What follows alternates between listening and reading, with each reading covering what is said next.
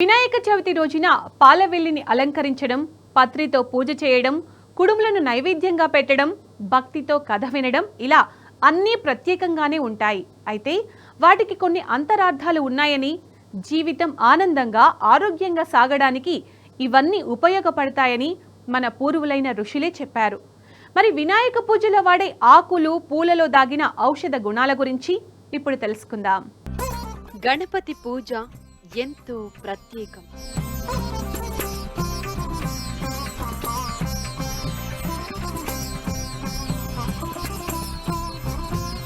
విఘ్నేశ్వరునికి 21 రకాల ఆకులతో పూజ.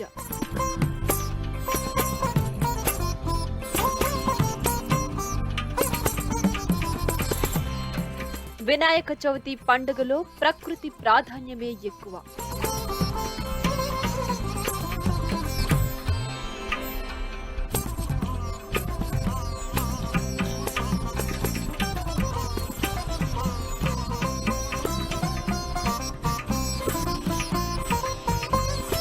వినాయకుడి పూజలో పాలవెల్లితో అలంకరణ.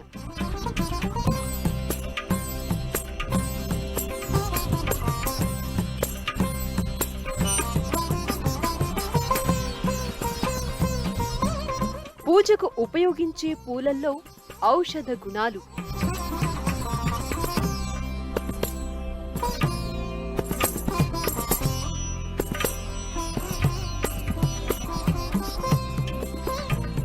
ఈ రోజు ఉదయాన్నే స్నానాదులు పూర్తి చేసుకుని మండపాన్ని చక్కగా అలంకరించి వినాయకుడిని అందులో ప్రతిష్ఠించి 21 పత్రాలతో పూజ చేస్తాం. అయితే ఎంత పత్రాలతో పూజించినా మన చిట్టి గణపయ్యను పూలతో అలంకరించకుండా ఉండలేం. కేవలం పత్రాల్లోనే కాదు, గణేశుడికి ఇష్టమైన పూలల్లోనూ ఎన్నో ఔషధ గుణాలున్నాయి.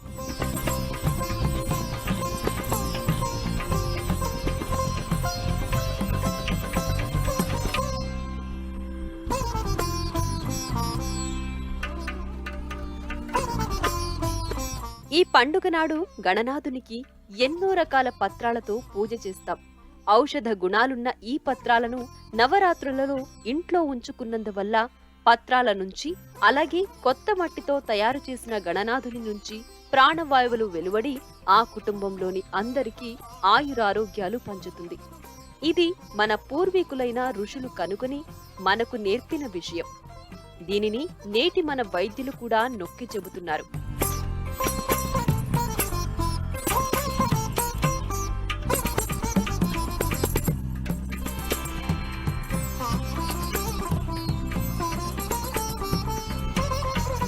ఏటా భాద్రపద మాసం శుద్ధ చవితి రోజున జరుపుకునే వినాయక చవితి పండుగలో ప్రకృతి ప్రాధాన్యం ఎక్కువ.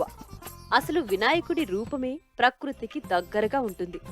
ఆయన గణముఖుడు. గజం అంటే ఏనుగు.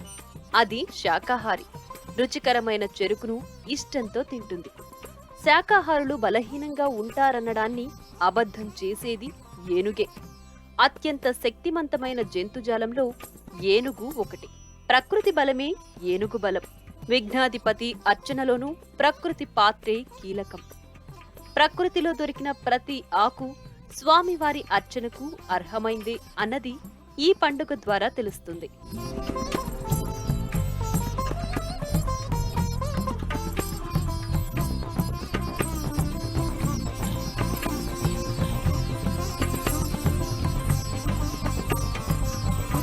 వినాయకుడి విగ్రహాన్ని మట్టితోనే చేయాలంటారు. దానికి కారణముంది. సాధారణంగా వానలు ఆషాఢం నుంచి మొదలై శ్రావణం, భాద్రపదం వరకు కురుస్తాయి. భాద్రపదంలో తక్కువగా కురిసినా చెరువులు నిండిపోతాయి. వాటిల్లో చేరిన నీరు పైకి పొంగితే ప్రమాదం. అందుకే ఆ చెరువుల్లో ఉన్న మట్టిని పూడిక తీసి దాంతో వినాయకుడి విగ్రహాన్ని తయారు చేస్తారు. ఇలా పూడిక తీయడం వల్ల అదనంగా చేరిన నీరంతా లోపలికి ఇంకుతుంది. అయితే ఊరికొక విగ్రహం కాకుండా ప్రతి ఒక్కరూ తమ ఇళ్లల్లో ఓ మట్టి బొమ్మను స్వయంగా చేసుకుని పూజ చేసుకోవడం తప్పనిసరి అని చెబుతున్నాయి పురాణాలు. పైగా మట్టి అంటే శ్రేష్టమైన భావన. 9 రోజులయ్యాక ఆ విగ్రహాన్ని మళ్లీ అదే నీళ్లలో కలుపుతారు. దాంతో తీసిన పూడిక మొత్తం సర్దుకుంటుంది.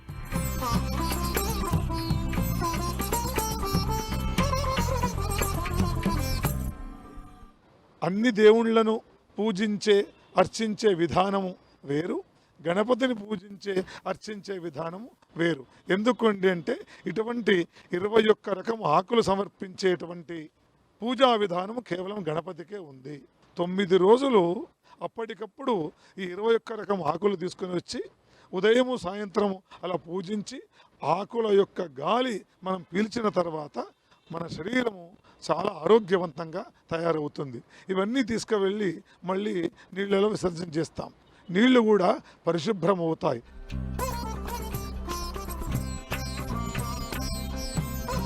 విఘ్నేశ్వరుడిని పూజించడం అంటే ప్రకృతిని పూజించడమే. వినాయక పూజలో వాడే ప్రతి ఆకు పుష్పం ప్రకృతి నుంచి వచ్చిందే. పూజలో చతురస్రాకారంలో ఉండే పాలవెల్లి అలంకరణతో 4 దిక్కులలో ఉండే దేవతలను పూజించినట్టే. మరి వినాయక చవితి పూజలో ఎన్ని రకాల ఆకులని వాడతారు, ఎన్ని రకాల పూలను వాడతారు? చవితి పూజలో పాలవెల్లికి అంత ప్రాముఖ్యత ఎందుకు? ఈ అలంకరణ ఎలా చేస్తారు?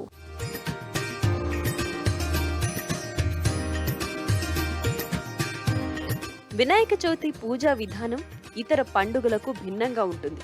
గణేశుడి వాహనం ఎలుకని పూజిస్తాం.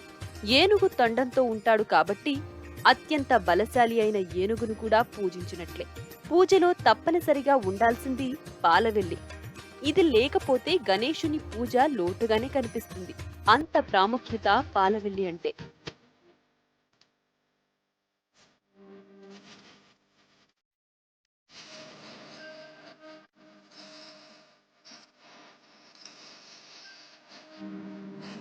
ఈ విశ్వం అనంతం, భూమి అణువంత. ఆ భూమిపై నిలబడి పైకి చూస్తే సూర్యుడు, చంద్రుడు, నక్షత్రాలు కనిపిస్తాయి. ఆ నక్షత్రాలు కోటాను కోట్లు, లెక్కకు చిక్కవు. అలా ఒక్కసారి తలెత్తి చూస్తే ఆకాశంలో పాల సముద్రాన్నే గుర్తు చేస్తాయి. అందుకే వాటిని పాలపుంత అంటాం. ఆ పాలవెల్లికి సంకేతంగా వినాయకుడి పూజలో ఒక చతురాస్రాకారంలో ఉండే చెక్కలతో చేసిన పాలవెల్లిని కడతారని పండితులు చెబుతారు.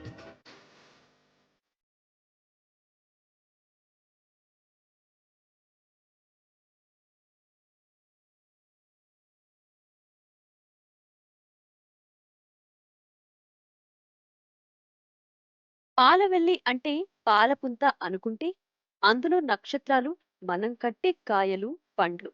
ఈ పాలవెల్లికి వెలగపండు, మారేడుకాయ, బత్తాయి, మొక్కజొన్న పొత్తులు, మామిడి పిందెలు, జామ, దానిమ్మ వంటి ఈ సీజన్లో దొరికి అన్నింటినీ కడతారు. వినాయక పూజ అంటే ప్రకృతిని ఆరాధించడమే. అందుకే ఆకులతో పూజిస్తారు. పూజకు సేకరించిన 21 రకాల ఆకులనే పత్రిగా పిలుస్తాం. అంటే వెలగ, జిల్లేడు, మారేడు, మామిడి, రేగు, ఉత్తరేణి వంటి పత్రాలతో పూజిస్తారు. ఇవేమీ లేకపోయినా వినాయకుడి మట్టి ప్రతిమను చేసి పాలవెల్లిని వేలాడదీస్తే చాలంటారు.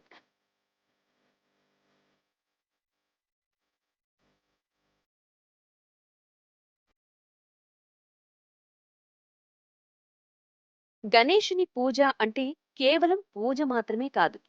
ప్రకృతిని పూజించడం, ఆరాధించడం. పూజలో వాడే ప్రతి ఆకు ప్రకృతే. ప్రకృతిలో సృష్టి, స్థితి, లయ అనే 3 స్థితులు కనిపిస్తాయి. గణేశుని పూజలో ఈ 3 స్థితులకు ప్రతీకలని చెబుతుంది.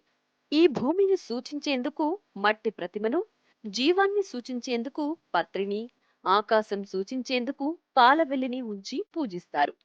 పాలవెల్లి చతురస్రాకారంలో ఉంటుంది. అంటే 4 దిక్కులు. అన్ని దిక్కుల్లో ఉండే దేవతలను పూజించినట్లే.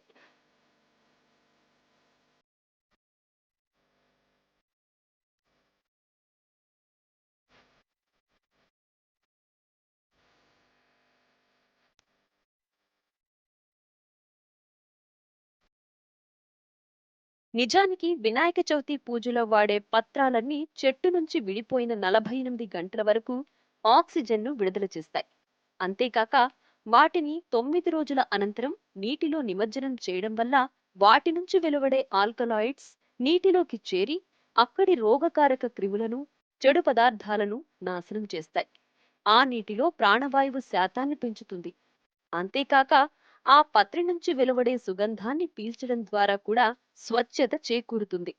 విఘ్నేశ్వరుని పూజించే 21 రకాల ఆకులలో ఒక్కొక్క ఆకులు ఒక్కొక్క ఔషధ గుణాలున్నాయి.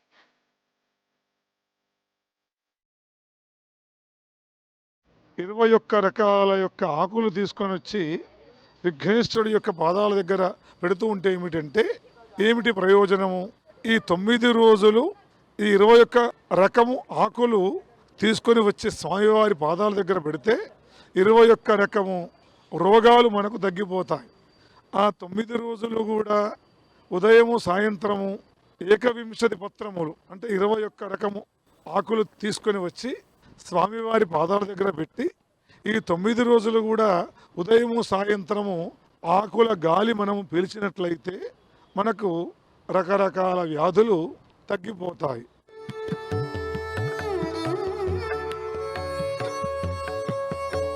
సాధారణంగా ఏ కార్యం మొదలుపెట్టినా గణపతి పూజ తొలి పూజ.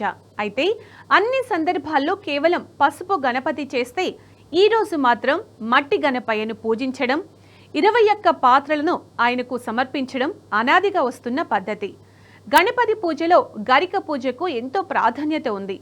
ఇతర పరిని తాజాగా శుభ్రం చేసి తీసుకుంటే గరికని మాత్రం శుభ్రం చేయకుండా తీసుకోవాలి. దీనికి ఉన్నంతలోనే పూజ చేయాలని ఒక అర్థమైతే గడ్డి కూడా దేవుడి పూజకు పనికొస్తుంది అని చెప్పడం పరమార్థం. గణపతికి 21 రకాల ఆకులే కాదు, వినాయకుడికి ఇష్టమైన కొన్ని పుష్పాలు కూడా ఉన్నాయి. ఏమిటా పుష్పాలు? వాటిలోని ఔషధ గుణాలు ఏంటి? ఇప్పుడు చూద్దాం.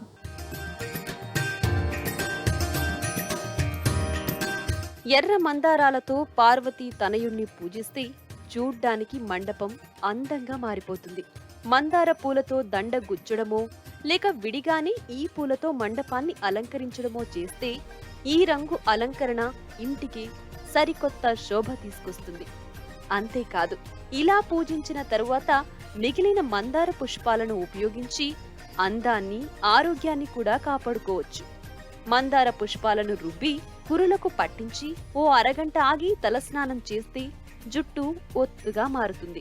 లేదా వాటిని ఎండబెట్టి అవి ఎండిన తర్వాత పొడి చేసి దాన్ని నూనెలో కలిపి కురులకు ఉపయోగించవచ్చు.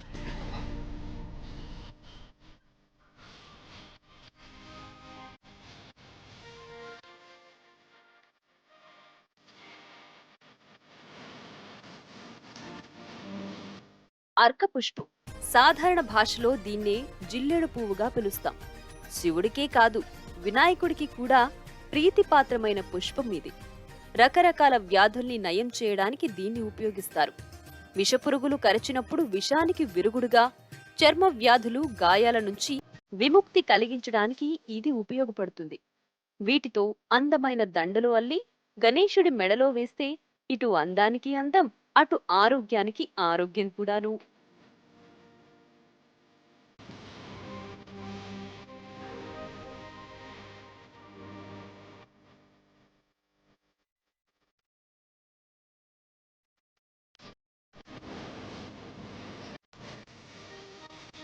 దాడిమి పుష్పం, దీన్నే దానిమ్మ పువ్వుగా పిలుస్తాం. సాధారణంగా దానిమ్మకాయల గురించే మనకు తెలుసు. అయితే దాని పువ్వుల్లో కూడా మంచి ఆయుర్వేద గుణాలుంటాయి. నీళ్ల విరేచనాలు, నోటిపూత తగ్గించడానికి దీన్ని ఉపయోగిస్తూ ఉంటారు. ఈ పుష్పాలతో వినాయకుడిని అభిషేకిస్తే చాలా అందంగా ఉంటుంది.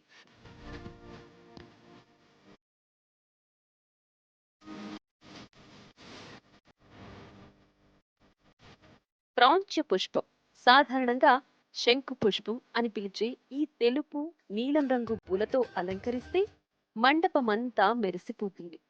ఈ పూలు కేవలం అలంకరణకు మాత్రమే కాదు, ఎన్నో వ్యాధులను దూరం చేయడంలోనూ ఉపయోగపడతాయి. ఆందోళన, ఎక్కువగా చెమటలు పట్టడం, తలనొప్పి, మైగ్రేన్ వంటివన్నీ తగ్గించే గుణాలు ఇందులో ఉన్నాయి.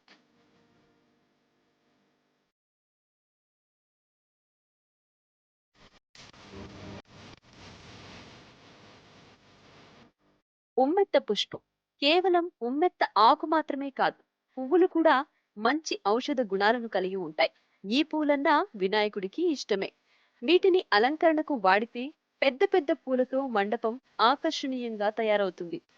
కీళ్ల నొప్పులు, విషపురుగుల కాటు, చర్మ సంబంధ సమస్యలను తగ్గించడం కోసం ఈ పూలను ఉపయోగిస్తుంటారు. జుట్టు పెరగడానికి కూడా ఇవి బాగా తోడ్పడతాయి.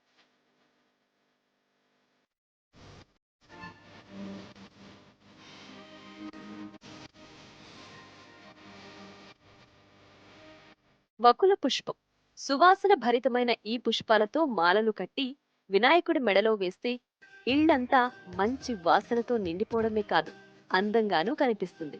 ఈ పూలను దంతాలు, చిగుళ్ల సమస్యలు తగ్గించడంలో ఉపయోగిస్తారు. రక్తస్రావాన్ని ఆపే మందుగా అంటే ఆస్ట్రిజెంట్ గాను వాడే ఈ పూల వల్ల చలువ చేస్తుంది.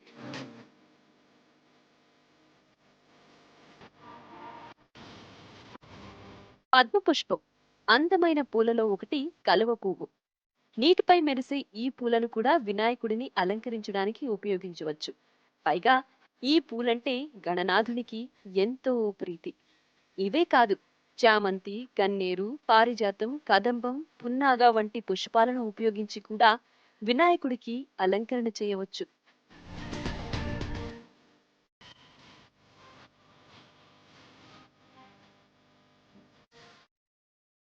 ఆ శ్రావణ మాసంలో, భాద్రపద మాసంలో వర్షాలు బాగా పడుతుంటాయి. అప్పుడు నీళ్లు కొన్ని రకరకాల వాటితో నీళ్లు ప్రవాహంతో వస్తుంటాయి.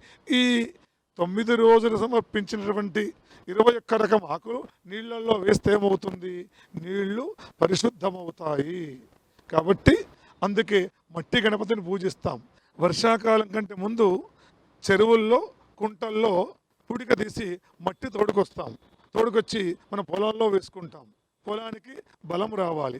అలాగే వినాయకుడిని కూడా ఆ చెరువులో, కుంటల్లో ఉన్న మట్టిని తీసుకొచ్చి చక్కగా పూజించి మళ్ళీ 9 రోజుల తర్వాత మళ్ళీ నీళ్ళలోనే వేస్తాము.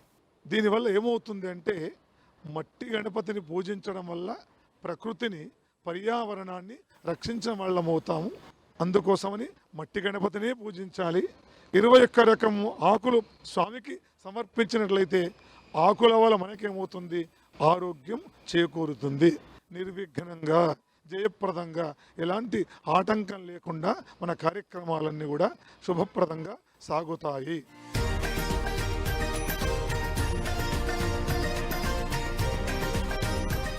వినాయక చవితి రోజు కొత్త మట్టితోనే వినాయకుని ప్రతిమను రూపొందించాలి.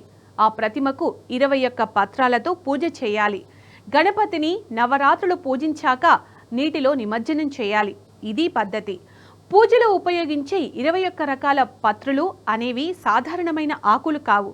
ఇవన్నీ ఎంతో శక్తివంతమైన ఔషధులు. వీటిని శుభ్రం చేయడానికి 21 పత్రాలతో చేసిన పత్రియే ఇందుకు ఉదాహరణ. ఇవి బ్యాక్టీరియాను నిర్మూలించి జలాల్లో ఆక్సిజన్ శాతాన్ని పెంచుతాయి. ఇది వినాయక నిమజ్జనం వెనుక ఉండే పర్యావరణ పరిరక్షణ రహస్యం. నమస్తే.